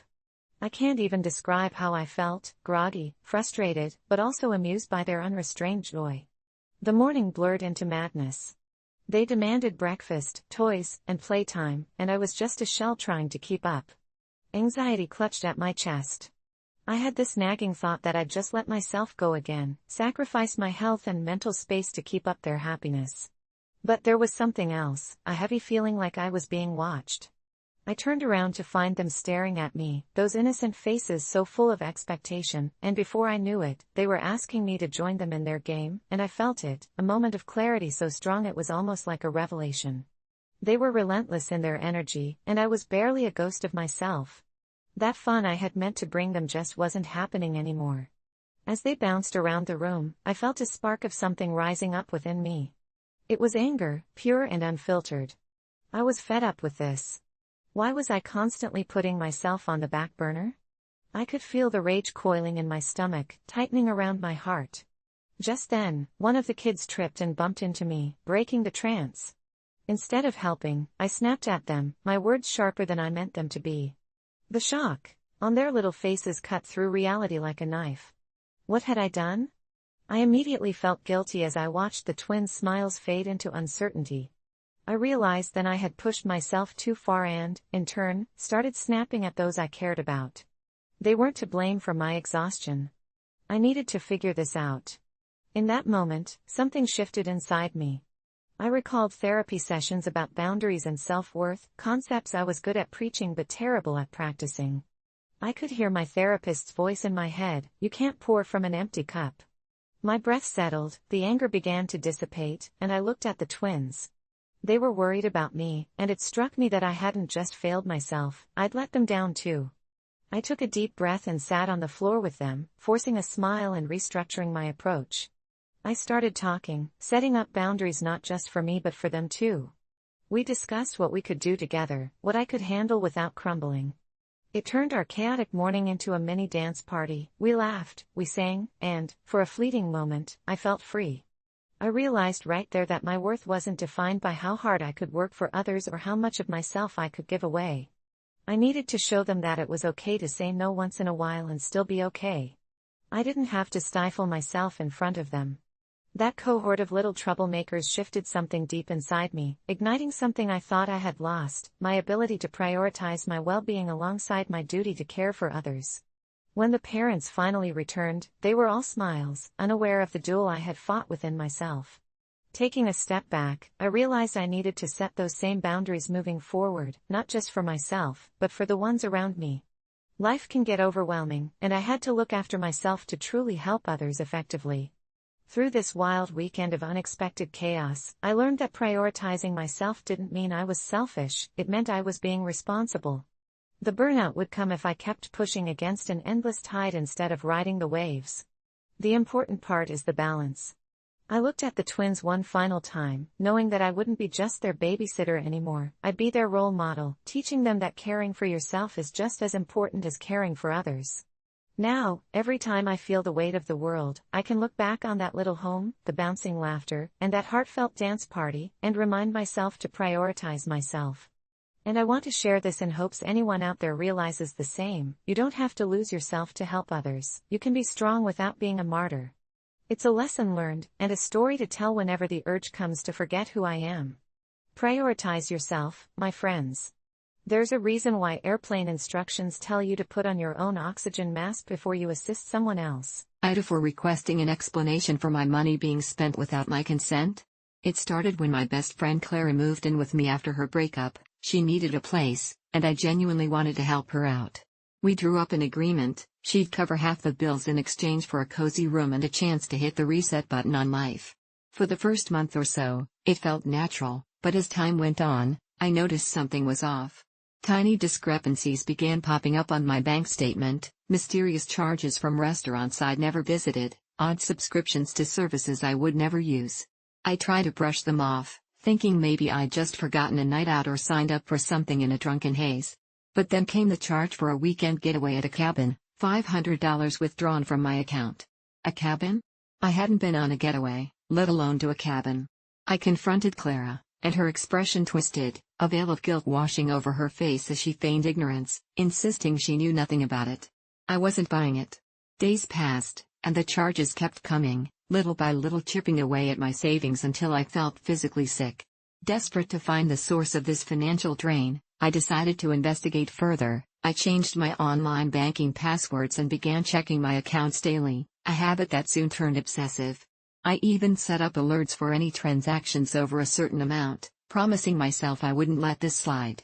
One night, I was jolted awake at 3 a.m. by a notification, another charge, this time for a significant amount, over $1,000, for something labeled as VIP experience. I hadn't signed up for any VIP anything. It was then my unease morphed into a full-blown panic. My best friend was stealing from me, using my money, my trust, as if I were nothing but a candy jar for her to dip into. Tracking her every move felt like a real-life horror film, with Clara's every innocent laugh echoing like the devil's sneer, and the chilling realization settled in my stomach like a stone. I decided it was time for confrontation. The next evening, I pulled Clara aside after dinner, my heart racing and palms sweaty, and asked her point-blank if she knew anything about the charges. The room went cold, and she looked at me, eyes wide and accusing as if I had betrayed her. She dismissed my claims, spouting a rehearsed list of excuses, and all of her responses felt slimy and hollow, but what spun my head was how quickly the conversation escalated to a bizarre, almost manic insistence that I was imagining it all, that maybe I needed therapy for my paranoia. I wanted to scream, her words twisted in my mind like a mad symphony played out of key. Afterward, I began gathering evidence, printouts of my bank statements and a timeline of suspicious behavior. I found a file tucked away on my computer, an Excel sheet that cataloged every charge, every lie she told. Yet, even as I confronted her with everything I'd learned, the look in her eyes morphed into something dangerous, almost predatory. She raged and screamed, accusing me of invading her privacy, mocking my insecurities, twisting the knife deeper and deeper until I felt like I was drowning. I knew I had to get out. The next day, I informed Claire that we needed to talk again. I had gathered all the evidence I needed to cut ties once and for all. She laughed at me, a shrill, unsettling sound that bounced off the walls. "You think you can kick me out after everything I've done for you?" She sneered, though I couldn't see anything she had done as a favor. It felt like she was the personification of my worst fears, and as she spit her venom, I realized she had turned my sanctuary into a sinister plot. I thought about calling the police to report the theft, but then I hesitated. What if they didn't believe me and instead sided with her fabricated story? I decided to install a camera in the living room, just to capture her nighttime activities. I hoped it would bring some peace of mind. What I didn't expect was to discover what happened after I fell asleep. With every click of the camera, my heart pounded harder on the monitor. The footage was chilling. Each night, Clara waited until I was deep in slumber, and she'd sneak into my office. I cringed as I watched her take my credit card, oblivious to my prying eyes and hidden lens. But it didn't stop there. The footage revealed the dark ritual she partook in, her spewing soft whispers and desperate prayers to a figure beyond the edge of the frame, a shadow lurking in our home, drawing power from the transaction receipts she piled in front of a flickering candle. It was surreal, like some strange cult worshipping gluttony, and I could see her face glistening with sweat as she wove her hands in elaborate gestures. I couldn't sleep, couldn't think, and had to get out. I packed my things and rushed to a friend's house, leaving my home and all traces of Clara behind, but the nightmares followed me, featuring her haunting laughter and the shadows whispering deals based on my unpaid dues. A week later, when I thought I was safe, my friend called, her voice trembling. "You need to come back, Clara is. She's been spreading this story that you stole from her, that you did terrible things, and now all our friends think you're the villain." I reeled back, horror inching into my veins as I tried recalibrating the situation, knowing that Clara wasn't just a friend anymore, she had become something monstrous. I now knew I had to make this public. I decided to post everything online, all the evidence I had, hoping for some semblance of truth in the chaos she created. Depending on strangers made me sick, but it was all I had left. To my surprise, my story resonated. Strangers rallied behind me as the legion of comments flowed and grew, amplifying my fears and suspicions. Many even suggested I invoke the law to keep Clara from creeping back into my life, or that I delve deeper into her, uncovering whatever sinister layers lay beneath her facade. Yet even as support rolled in, I couldn't shake the feeling I had awakened something darker. Clara, losing her grip on reality, wasn't just a con artist, she had transformed into an avatar of betrayal, and I feared her next move. Since then, I have seen strange things, shadowy figures at night and unsettling noises that make me question if she has some sort of power over my life even from afar. My bank account has inexplicably ballooned and deflated, a constant ebb and flow of sinister currents that feel entwined with her waking hours.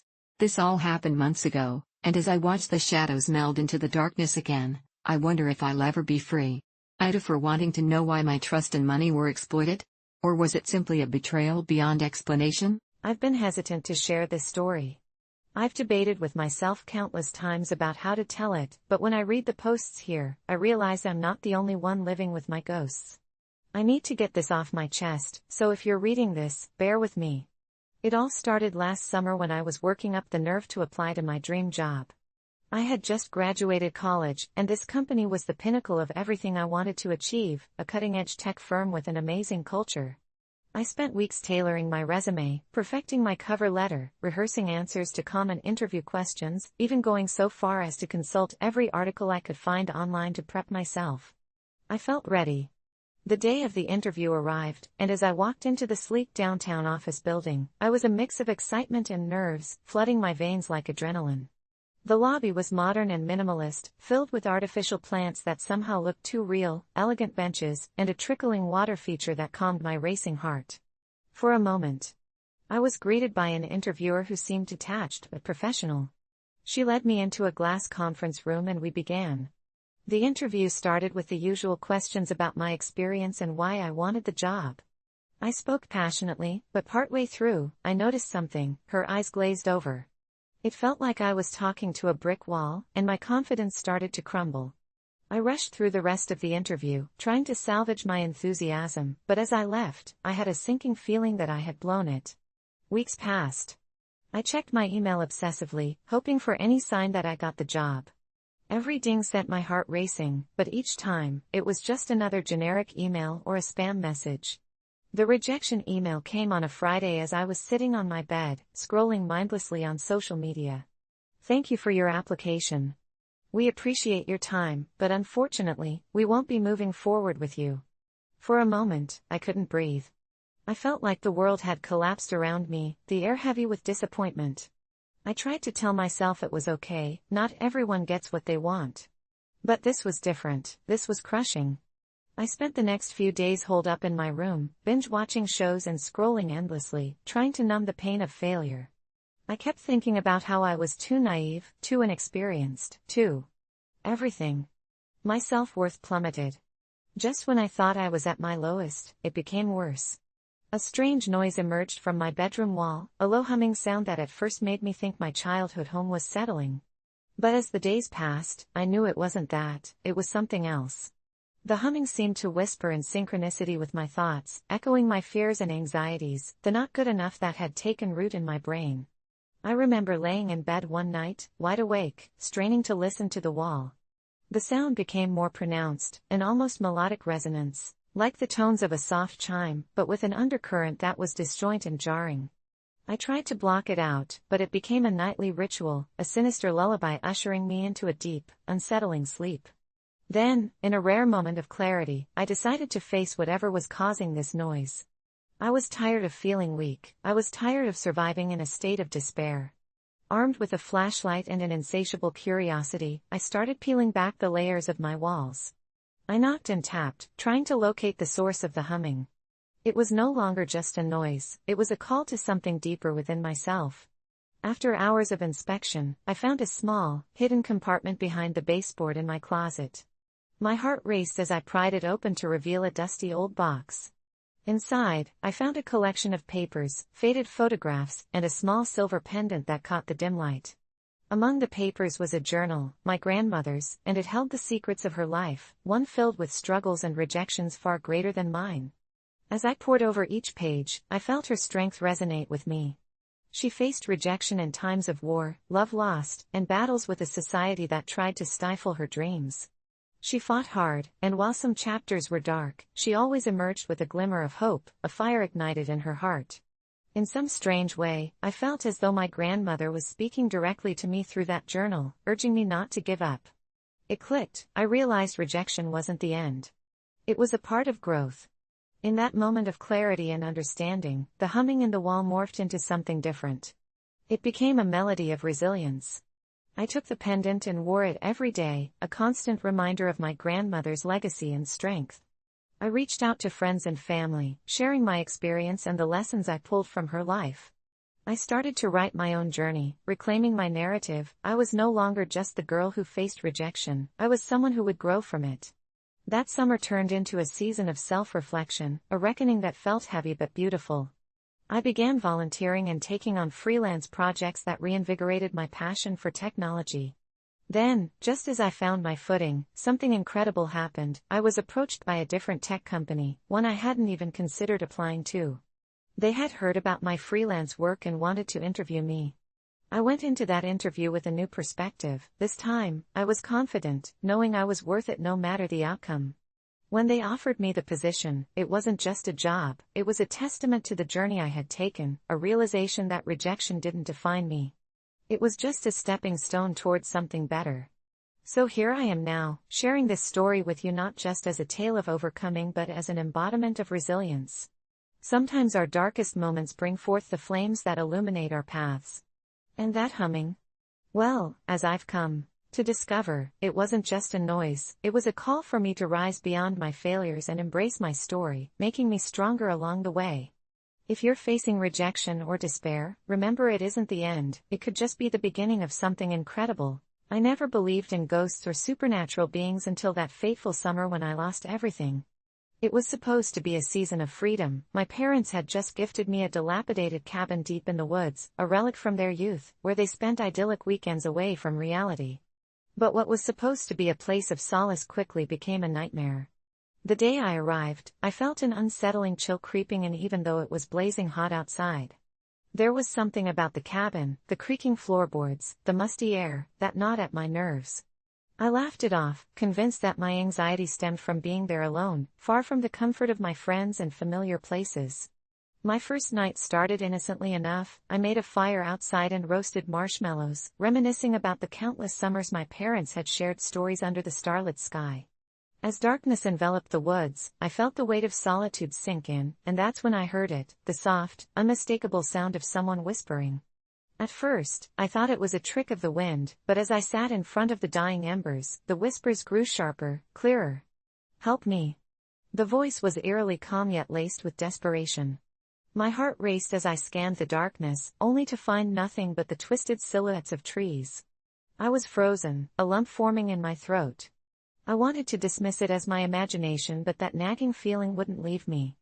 The next day was filled with mundane chores, cleaning up the cabin, gathering firewood, and exploring the surrounding area. I tried to keep my mind occupied, but every rustle of leaves made me jump. As night fell again, I laid in bed, too wired to sleep. The whispers returned, louder this time. They echoed in my mind like a haunting melody, "Help me." This time, I didn't back down. With shaky legs, I crept toward the source, which felt like it was coming from the well at the edge of the property. The old wooden structure loomed ominously in the moonlight, a deep black hole that seemed to breathe with the forest around it. I peered over the edge, my heart pounding in my chest as I felt an icy gust of wind graze my skin. "Help me. Please." I felt an inexplicable draw toward the abyss. Somehow, I could sense that someone was down there, begging. I tied a rope to an old bucket, lowered it into the well, and called out, "Who's down there? What do you want?" A chilling silence followed, and just as panic began to bubble up inside of me, I heard it, the faintest cry, almost a sob. "I'm lost. Help." With my heart in my throat, I began to pull the bucket back up. It was heavy, too heavy. I strained against the rope, sweat trickling down my brow. Finally, the bucket reached the surface, and I peered inside. It was empty.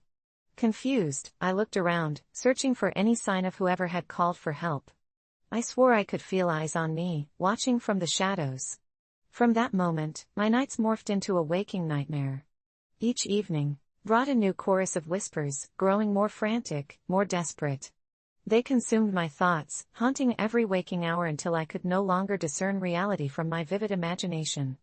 I was convinced something terrible had happened in that well, something that demanded my attention. I started researching, digging into the town's history, but every lead came up dry. The locals spoke in hushed tones, refusing to talk about anything connected to the cabin, as if it were cursed ground, and I could sense their fear.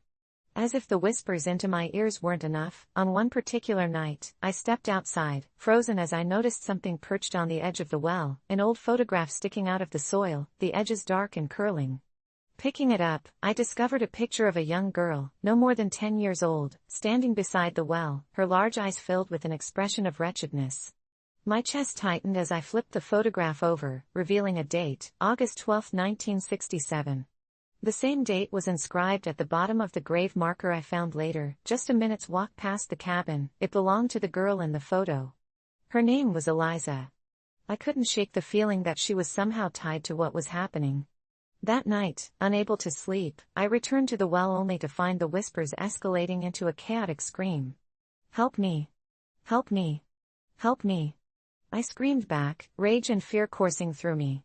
"What do you want?" Suddenly, everything went quiet. The wind stopped, the forest seemed to hold its breath. In that silence, my eyes fell upon a glint at the bottom of the well. Without thinking, I lowered myself down on the rope, panic and determination fueling my descent. When I reached the bottom, a shocking sight met my eyes, a small chest, ancient and weathered, half buried in the muck. I pried it open with trembling hands, revealing a trove of old toys and trinkets. But amid them lay a small, heart-shaped lock, rusted yet glimmering under my flashlight. I reached for it, and the moment my fingers brushed against it, a surge of energy shot through me, like the pulse of a heartbeat resonating from the depths of the earth. Eliza's whispers returned, only now they were a song, soothing, hopeful. "You found it. You found it." Somehow, I understood, I had to return it. I scrambled back up, propelled by an inexplicable need to resolve the anguish I had sensed all along. Once outside, the air thickened, pulling me in all directions, as if the very forest itself conspired against me. But I trudged on, headed toward the graveyard, Eliza's grave freshly engraved in my mind. When I stood above her resting place, moonlight flickering overhead, the whispers crescendoed into a harmonious chant. With the lock clutched in my palm, I placed it atop her grave and whispered, "You're free now." A rush of wind erupted, knocking me back, and in that instant, the air shifted around me. The weight lifted, I could breathe again. Silence enveloped the graveyard, and at last, I felt peace. I thought it was over, but I soon realized this experience had changed me deeply. Instead of returning home, I chose to spend the remainder of the summer at the cabin, embracing its solitude. I spent mornings hiking through the woods, afternoons contemplating life by the lake, learning to embrace the quiet. Nights were filled with newfound resilience, whispers now only a gentle reassurance of the battle I had faced and conquered. When I finally returned to civilization, it wasn't with tales of the haunting but with stories of a girl who had taught me that adversity can yield the resilience we need to face our own fears. And to this day, whenever I feel lost, I remember that summer as a testament. Within each of us lies the power to confront our demons, to find solace in the echoes of our past, and to emerge stronger, forever changed. As I stepped into my favorite childhood park for the first time in years, nostalgia flooded over me like a warm blanket, the familiar smell of grass and the distant sounds of laughter wrapping around my heart. It was supposed to be an ordinary Saturday, but as I approached the newly installed playground, an unsettling sensation crawled beneath my skin, wiping the smile off my face. Gone were the days of rickety swings and wobbly monkey bars, replaced by glossy, vibrant equipment that glittered in the afternoon sun. The bright colors were jarring amidst the green foliage, and though the children who darted around giggled and shrieked with joy, a chill gripped my spine as I noticed something peculiar about the merry-go-round, its metallic surface gleaming with an unnatural sheen, and for a moment, I could have sworn I saw something move beneath it, a flicker of darkness, like shadows cast by unseen eyes, and as I stepped closer, compelled by a mix of curiosity and dread, I could make out strange carvings etched into the wood, shapes that seemed both familiar and horrifying. Twisted, contorted faces grinned out at me, as if smiling in sinister glee. I was about to turn away when a boy, no older than 7, popped out from behind one of the slides, his eyes wide and glistening with a fervor that felt misplaced for such an innocent age. I asked him what he was doing there alone, but he only stared at me with that unsettling grin, pointed towards the merry-go-round, and whispered, "It likes to play," before darting back into the fray of laughing children, and an uneasy knot twisted in my stomach as I recalled a horror story I had heard as a kid about children who vanished in that very park, their shadows somehow absorbed by the very ground on which they played. Suddenly, the laughter echoed differently, like it was muffled by something unseen, and a wave of apprehension washed over me as I made my way to a bench, watching as the playground's vibrance twisted into an oppressive atmosphere cloaked in something darker. I couldn't shake the feeling that the equipment loomed like predators waiting to pounce, too alive and too aware of the innocent lives frolicking around it, and when I finally spotted the kid again, he was standing still, his back to me, watching the occupied swing sway gently despite the absence of movement. Curiosity urged me to approach as he turned his head just enough for me to see his shadowed features carved with lines of unease, and he spoke in a voice barely above a whisper about how the park had changed, about how it now wanted something. But before I could pry deeper, he grinned again and vanished into the playground. With my heart racing, I rose from the bench, determined to leave when a sudden, blood-curdling scream erupted from the merry-go-round. Kids scattered, laughter giving way to sheer terror as I rushed towards the sound, but just as I approached, a wave of darkness bloomed from beneath the playground, a thickness in the air that pressed heavily against my chest. The swing set creaked softly, despite no children being near, and as I drew closer, I saw the merry-go-round spinning on its own, faster and faster, as if something unseen was on board, and for a brief moment, the laughter returned, hauntingly joyful yet filled with an edge of despair. I felt a surge of panic, the urge to flee clawing at my throat, but the curiosity held me captive. Each scream, each peal of laughter a blend of fear and delight, like sirens singing to lure me deeper into the unsettling allure of the playground. I grabbed a child who had fallen and tried to help him, but his face was racked with terror, his eyes darting around as if he could see something I couldn't. He stuttered about the swings, whispering, begging him to join them, to be part of their game, his hands trembling uncontrollably. I turned to call for parents, to demand someone do something, but they were all entranced, watching the playground as if it was a mesmerizing concert, and I was standing in the eye of a storm, just me and this terrified child. Yet he assured me it was too late for help. The darkness had already burrowed its roots deep into the park, claiming it as its own. Suddenly, the merry-go-round screeched to a halt, and in eerie silence, I saw the faces carved into the wood shift, their mouths curling into wicked smiles, and the laughter turned into cries, echoing within my mind like a cacophony of ghosts. I grasped the kid's hand tight and made a break for the exit, dodging shadows that lurked at the edge of my vision, collapsing with desperation into the light beyond the trees as the park sucked the warmth and joy from my spirit, and the moment I hit the pavement, the laughter ceased, leaving behind a hollow silence. But as I glanced back,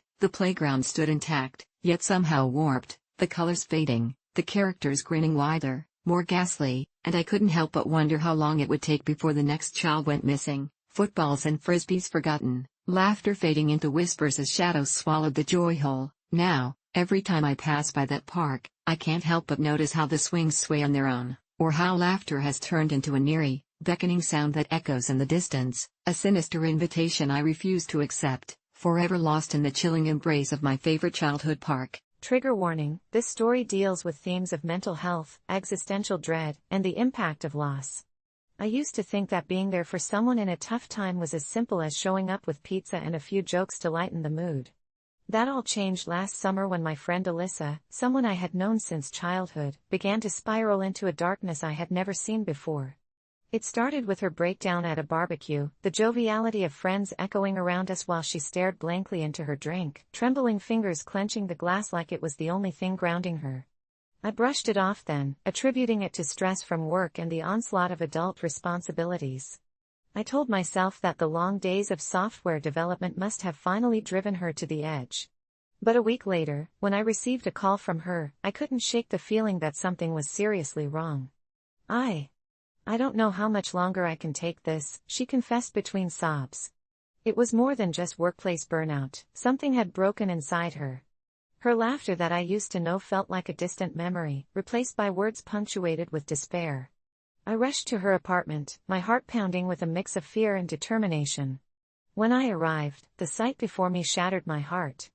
Alyssa was curled up on her couch, surrounded by piles of takeout boxes and a deluge of empty soda cans, her eyes sunken and haunted as if she'd been staring into an abyss. It wasn't just her environment that was chaotic, it felt like the very air was weighed down with an oppressive gloom. I sat next to her quietly, just letting my presence offer some semblance of comfort, even though I felt woefully unprepared for the role of the savior. It was in that moment, as she leaned against my shoulder, that I realized I had to go deeper. We started a nightly ritual of talking, sharing everything that haunted her thoughts. She'd recount memories of friendships that had crumbled under the weight of her anxiety, the way her days had become a haze of overwhelming gray. I listened, but only felt equipped to offer a few platitudes, rather than the transformative insight she desperately needed.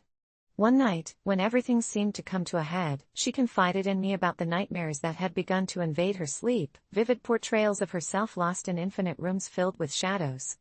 I could see the trajectory of her thoughts spiraling as she described the oppressive weight of expectation crushing her underfoot. It dawned on me that perhaps the relentless pressure she faced wasn't just from the world around her, her own mind was the greatest adversary. I wanted to help her, but how do you rescue someone from a prison of their own making? I decided to do something bold. I organized an impromptu road trip, just the two of us, with no real destination in mind. I wanted to whisk her away from the environment that had become poison to her spirit. She hesitated, doubt clouding her thoughts, but I reminded her how we used to explore when we were kids, venturing into the forests and losing ourselves in imagination. On a cool Saturday morning, with only the essentials packed into my car, we set off into the unknown. Driving with the windows down, the rush of air biting at our faces, I could see glimmers of that spark returning to her eyes. We stopped along the way at small diners, took photos of bizarre roadside attractions, and traded memories peppered with laughter. For a moment, the world outside felt infinitely expansive, free from the confines of her apartment and the weight of her worries. But it wasn't without its cracks. Several times, I found her staring blankly out of the window, wrestling with thoughts I couldn't penetrate. It was disheartening when our emotional sanctuary cracked open, just as sleep had been elusive.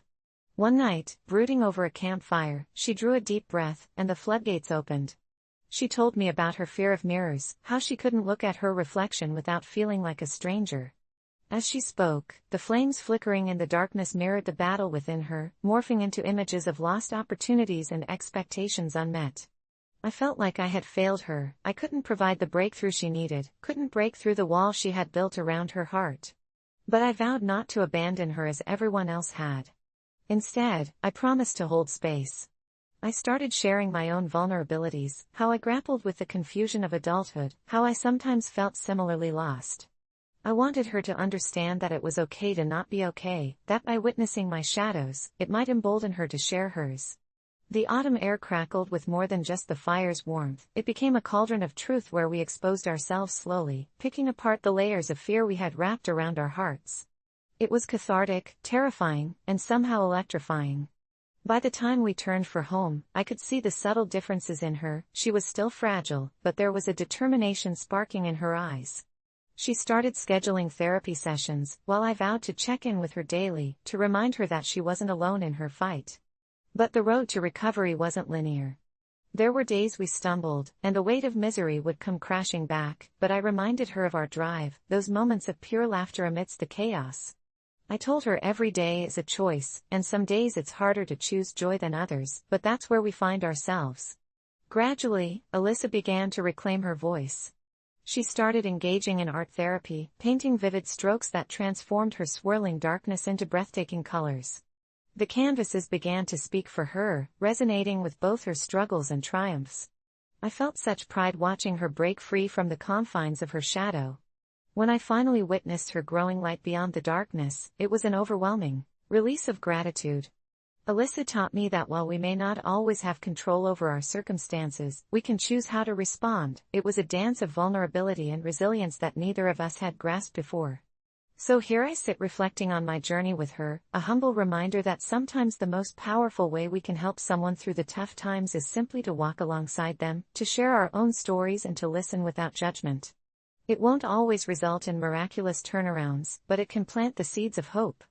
We need each other in this journey called life, to illuminate the paths obscured by shadows, and to fight together against the encroaching dark. I always believed that wishes were just a childish fantasy, something you saw in movies and read in fairy tales, until that cool autumn morning when I stumbled upon the man in the park. He sat on a weathered bench, tucked away in a corner where the leaves swirled like golden flames in the breeze, and his eyes were impossibly deep, like windows into infinite darkness. I was drawn to him as though an invisible string connected us, and before I knew it, I was standing before him, my heart racing with disbelief at the wild stories I'd heard about a wish-granting stranger. He wore a faded brown coat that hung loosely on his gaunt frame, and his smile was both inviting and unsettling, bright against his pallor. "What would you wish for if you could have anything?" he asked, his voice smooth yet laced with something enigmatic, tempting. I hesitated, suddenly aware of the weight of his words, of how a single wish could alter the course of my entire life. Part of me wanted to dismiss him, to laugh it off as nonsensical, but the other part, this grotesque curiosity that stirred in my gut, propelled me to consider it seriously. I thought of how desperately I wanted to be rid of the endless cycle of mundane existence, the grind that wore me down day by day. "I wish to have everything I've ever wanted," I said, more confidently than I felt. There was the slightest flicker of amusement in his gaze, and for a heartbeat, I thought I saw something dark writhe beneath the surface of his skin. "Very well," he murmured, extending a long, bony finger toward me. "Your wish is granted." A chilling wind swept through the park, making the trees shudder, and I felt an unsettling sensation, almost like a sigh from the universe itself, but then it passed, and I promptly forgot about it. The next days were surreal. It was as though fate had conspired to fulfill every one of my desires, both big and small. I found money everywhere I looked, bills tucked in jacket pockets, bags filled with cash left unattended at coffee shops. My job, which I had once found unbearably tedious, suddenly became an avenue of accolades and promotions, the envy of my colleagues. Even in my personal life, love bloomed. I reconnected with my high school crush, who'd inexplicably declared her undying affection for me after all those years. But it wasn't long before the euphoria distorted into something unrecognizable, a sickening manipulation of reality. I started noticing that my happiness was mirrored by the misfortunes of others. My coworkers, once thriving, found themselves ousted, struggling to secure employment as positions vanished overnight. My friends, desperate to reconnect, suffered inexplicable tragedies, accidents that left them broken, and with each stroke of fortune I claimed, I felt the grotesque weight of their suffering press down on my chest like a stone. I tried to reach out, to ask the man in the park what was happening, But each time I returned to that crumbling bench, he was nowhere to be found. Desperation clawed at me, the thrill of my dreams turning to nightmares sank its teeth into my sanity. I wrestled with guilt, felt hollow as though I were a festering wound, when one night, consumed by my own recklessness, I returned home to find my beloved dog, Max, lying motionless in the living room, a glassy stare that pierced my heart like a knife. I crumpled to the floor, the world spiraling around me as I screamed into the emptiness, realizing he had never been sick, not really. The realization hit me, my wish had come at a price. The man's voice echoed in my mind, a mocking whisper that made the darkness stretch infinitely. I took to the park each day, a shadow of my former self, searching for that man with a desperate intensity, pleading for a means to turn back time, to take my wish back. But he had vanished, and the empty bench became a grotesque memorial to my greed. I can no longer wish for anything. Each night, I replay the horrors that beset those I once loved, their faces hovered in my nightmares. I see them in the park now, trapped in a loop of their own regrets, and I catch glimpses of the man in the distance, always smiling, always waiting, as if to remind me of the fragile threads of fate, and I wonder, what if he's still here, and what if he's waiting for someone else to approach him? If you ever find yourself in that park, and you see a man offering you a wish, remember that not all desires are worth the cost. We are but whispers of a moment, and sometimes, what you want isn't what you need. My family's reaction to my career choice, you won't believe it. My family's reaction to my career choice, you won't believe it. I never thought my career choice would lead to such a huge rift with my family, especially since I'd always been close to them. Growing up, there was this unspoken rule in our family that we'd follow respectable paths. My dad was a surgeon, my mom a successful lawyer, and even my older siblings took traditional routes. One became a banker, and the other a professor. So, when I first announced my decision to them, I didn't expect an easy conversation, but I didn't anticipate the intensity of their response either. I'd been in school for a few years, dutifully studying pre-med like they wanted, going through the motions even though I knew deep down it wasn't for me. Every biology lecture, every chemistry lab, and every hour spent buried in medical textbooks felt like I was sinking further away from myself. Then, in my second year, I stumbled into an elective art class, just needing something to break up the monotony, something that would give me a breath of fresh air from the heavy science load. But that class changed everything. Suddenly, I felt alive. Sketching, painting, sculpting, everything about it felt right, like I'd finally found what I was meant to do. I started spending more time in the studio, working late nights, skipping study sessions, missing family calls because I was too engrossed in my latest piece. It wasn't long before I made the decision to drop pre-med altogether and pursue art full-time. I wanted to break the news gently, so I planned a family dinner. They all arrived, looking proud and expectant, thinking I'd be sharing my plans for med school applications. I took a deep breath and told them I'd made a decision about my future. I'm going to be an artist, I said, trying to keep my voice steady, thinking that if I sounded confident, they'd accept it. Silence filled the room. My dad's face fell, and my mom just stared, like I'd spoken a foreign language. My older brother laughed, thinking I was joking, and when I didn't laugh with him, his face turned cold. An artist? My mom finally said, her voice laced with disappointment. Do you know how hard we've worked to give you this opportunity? And you're throwing it all away for painting. My dad's reaction was even worse. He stood up, not saying a word, just shaking his head as he left the table. I could feel my chest tighten as I watched them all turn away, unable or unwilling to understand. They kept calling my decision a phase, a waste of my potential, a betrayal of the family's legacy. For weeks, they tried everything to change my mind.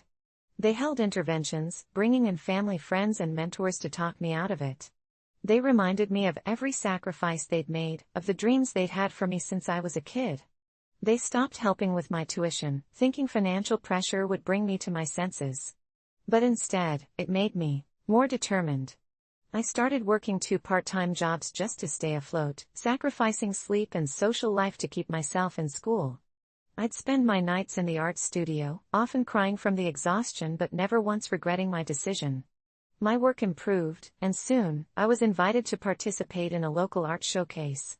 I thought maybe this would be my chance to show my family I was serious, that I wasn't just playing around. I invited them, even though I was terrified they wouldn't come.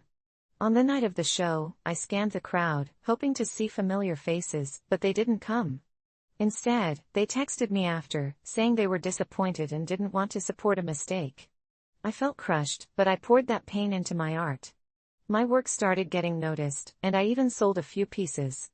A well-known gallery offered to feature me, and for the first time, I felt a flicker of hope that maybe I'd prove them wrong. Months passed, and I continued to struggle, balancing work, school, and my art. Then, one evening, as I was preparing for my gallery debut, my mom showed up at my apartment unannounced. She looked around at my cramped space, at the walls covered in my art, and she looked tired, like she'd finally come to terms with the reality of my choice. We had a long talk that night. She didn't apologize, but she did ask questions, for the first time trying to understand why this mattered to me. "You were supposed to be our success story," she whispered, as if talking to herself more than to me. "We thought you'd make us proud." Her words stung, but I took a deep breath and told her how art made me feel, how it filled a part of me that nothing else ever had, and how much I wished they could be proud of me for following my own path, not theirs. She didn't say much when she left, but I could tell something had shifted. She didn't mention my career again, and for the next year, there was a tense but quieter acceptance. My dad and siblings still kept their distance, barely acknowledging my art or my progress.